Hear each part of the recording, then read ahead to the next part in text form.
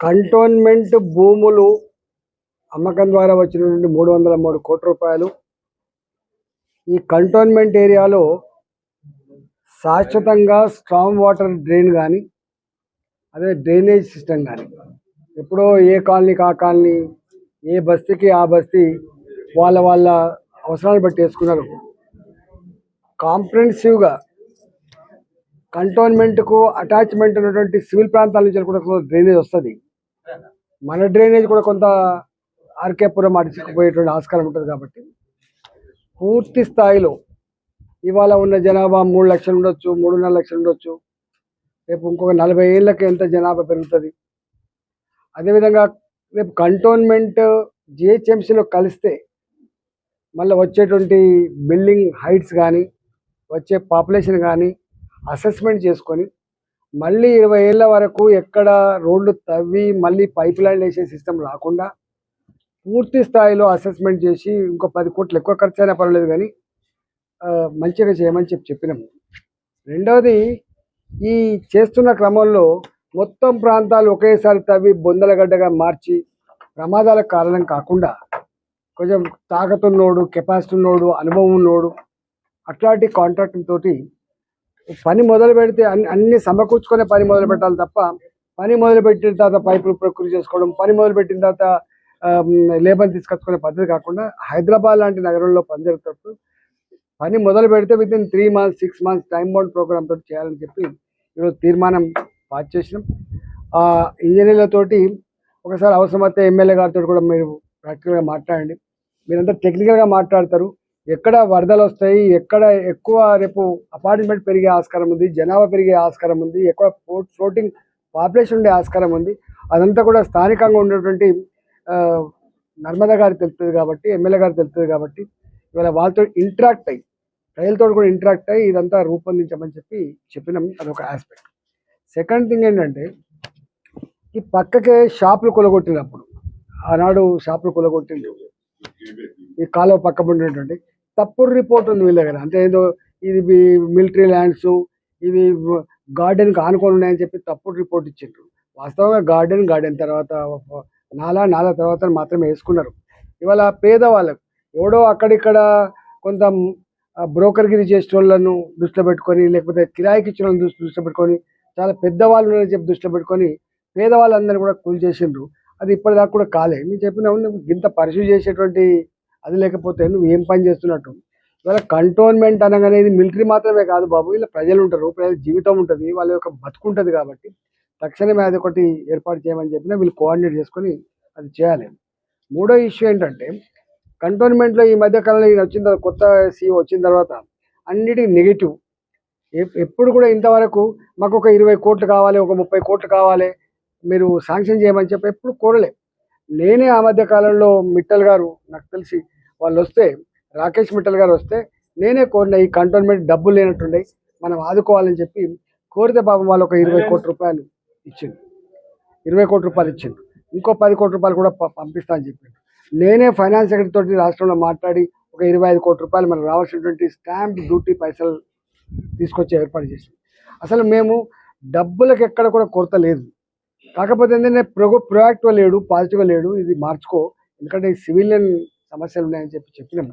తప్పకుండా మీరు ఎన్ని పనులు అర్జెంటుగా అవసరం ఉందని చెప్పి, ఎంత డబ్బు అవసరం కావాలని చెప్పి మీరు మాకు ఇండికేట్ చేస్తే తప్పకుండా మీరు చేస్తా అని చెప్పి. ఒకనాడు కంటోన్మెంట్లో హాస్పిటల్ చాలా ఫేమస్ ఉండే, కంటోన్మెంట్ డెలివరీస్ బాగా అయ్యేది. నేను ఆరోగ్య శాఖ మంత్రిగా ఉన్నప్పుడు కరోనా టైం అప్పుడు నేను హాస్పిటల్ని బాగా విజిట్ చేసిన, నాకు ఐడియా ఉంది. ఇవాళ వట్టిగా 20 లక్షలకు 30 లక్షలకు కక్కుర్తి పడి ఆ హాస్పిటల్లో ఉన్నటువంటి నర్సుల జీతాలు తగ్గించరు, అవుట్ సోర్సింగ్ ఉద్యోగులు తీసేసారు, డాక్టర్లు చక్కగా లేకుండా చేయడం అనేది మంచిది కాదు. ఆ హాస్పిటల్ టిప్ టాప్ కావాలి, హాస్పిటల్ మంచి పాత గ్లోరీ సంతరించుకోవాలని చెప్పి ఎక్కడెక్కడైతే ప్రజల అవసరాలు ఉన్నటువంటి ఇన్స్టిట్యూషన్స్ ఉంటాయి ఇక్కడ, వాటిని ఎక్కడ కూడా నెగ్లెక్ట్ చేయకుండా 20 లక్షల కోసం 30 లక్షల కోసం కక్కుర్తి పడకుండా వాటిని మంచిగా చేసేటువంటి ఏర్పాటు చేయండి. డబ్బులు మీరు దేరు కదా, డబ్బులు తెచ్చే మేము తేవాలి. ఇవాళ రాష్ట్ర ప్రభుత్వంతో మాట్లాడాల్సింది ఎంపీ గారు మాట్లాడతారు, ఎమ్మెల్యే గారు మాట్లాడతారు, లేకపోతే నర్మదమ్మ మాకు రిప్రజెంటేషన్ ఇస్తుంది. రేపు కేంద్రం తేవాలంటే మేము తెస్తాం. ఈ ఈ 20 లక్షల కాడ కొట్లాడి 30 లక్షల కాడ కొట్లాడితే ఇది చేయలేవు. ఇస్తే అవసరమైతే మేము 50 కోట్లు ఇప్పిస్తాము, 100 కోట్లు ఇప్పించే ఏర్పాటు చేస్తాం. కాబట్టి ఎక్కడ కూడా డబ్బులు లేవు, రోడ్లు గతుకుల రోడ్లు ఉంటాయి, డబ్బులు లేవు, సౌకర్యాలు లేవు అనే పద్ధతి రాకుండా చెత్త నుంచి మొదలుపెట్టి మిగతా అన్నీ కూడా టిప్ టాప్ చేయాలని చెప్పి వారికి చెప్పినాం. అన్ని రూల్స్ ఉండవు, అన్ని సిస్టమ్స్ ఉండవు. వీళ్ళు ఏమైపోయిందంటే కంటోన్మెంట్ అయితే ఏదో మాకు సపరేట్ రాజా అనే పద్ధతులు సపరేట్ రాజా అనే పద్ధతులు అట్లాంటి పని చేయొద్దని చెప్పినాం. ఇక్కడ సర్వే నెంబర్ 57/1 అండ్ 157/1 ఈ 2 గ్రామాల మధ్య డిస్ప్యూటెడ్ అవుతుందో, 2 గ్రామాల మధ్య డిస్ప్యూటెడ్. అసలు అనేక దిక్కులు హైదరాబాద్ మేము చూస్తూ ఉన్నాం. ఎన్నో సంవత్సరాల క్రితం ప్రభుత్వ భూములుగా ఉన్న భూముల్ని అధికారులను పట్టుకొని పైరేవికారులు ఇవాళ ఇద్దరు ముస్లిం నవాబుల పేరుతోటి ఆ ఉర్దూల పేపర్లు పుట్టించి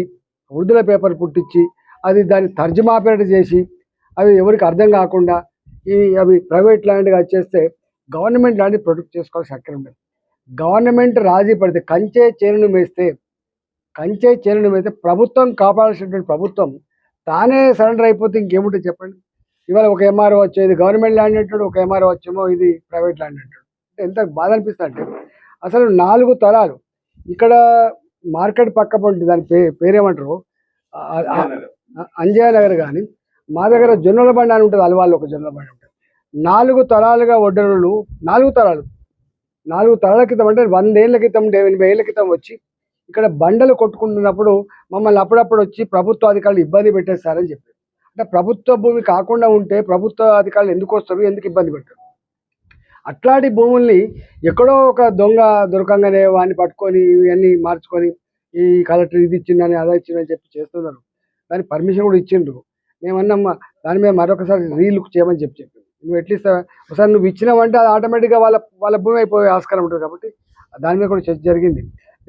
నేను అంటున్నా కంటోన్మెంట్లో మడ్ ఫోర్ట్ పక్కకున్న పేదల గుడిసెలు టక్కన కూల్చేసే ప్రయత్నం చేస్తారు వీళ్ళు, పేదల షాపులు కూల్చే ప్రయత్నం చేస్తారు, కానీ దొంగలకు మాత్రం సర్ది కడతా ఉంటారు. ఎక్కడ కూడా చూస్తూ ఉన్నాం మేము. అధికారులకు ఉండాల్సిన అధికారులైనా ప్రజాప్రతినిధులైనా మనం ప్రజల కట్టిన డబ్బుతో జీతాలు తీసుకొని బతుకుతున్నాం అంటే సోయి మర్చిపోతున్నారు. వీళ్ళు ప్రజలకు సేవకులు అనే విషయాన్ని మర్చిపోతున్నారు. ప్రజలకు సేవకులు అనేవి నేను పొలిటికల్ లీడర్, నేను ఎంపీని ఇక్కడ, నేను మాట ఇచ్చిన వాళ్ళకి మీకు కాలుకు ముళ్ళుతే పన్ను తోపిక సర్వీస్ చేస్తామని చెప్పి మేము మాట ఇచ్చినాం.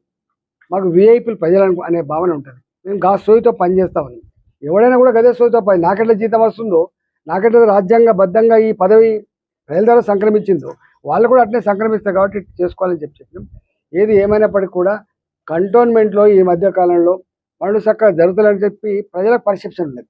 ఇవన్నీ కూడా యాటిట్యూడ్ మార్చుకోవాలి, ప్రొయాక్టివ్ ఉండాలి, పాజిటివ్ ఉండాలి. ఇది మంచిది కాదని చెప్పి డిస్కస్ చేసినాం. ఏది ఏమైనప్పటికీ కూడా ప్రజలకు కూడా నా విజ్ఞప్తి ఏంటంటే ఏ సమస్యలు ఉన్నా కూడా కొంత ఓపికతోటి పనిచేయించుకునే పద్ధతి చేయాలి. ఇట్లాంటివి జరిగినప్పుడు కొంత కరెక్ట్గా దీన్ని ఎదుర్కొనే ప్రయత్నం చేయాలని చెప్పి చెప్పుకోవాలి. ఇప్పుడు రాష్ట్ర ప్రభుత్వం 303 కోట్లు జమ చేసి 7.5 నెలలు అవుతుంది. రేపు రాబోయేది మాన్సూన్ సీజన్. ఇలా కాలయాపన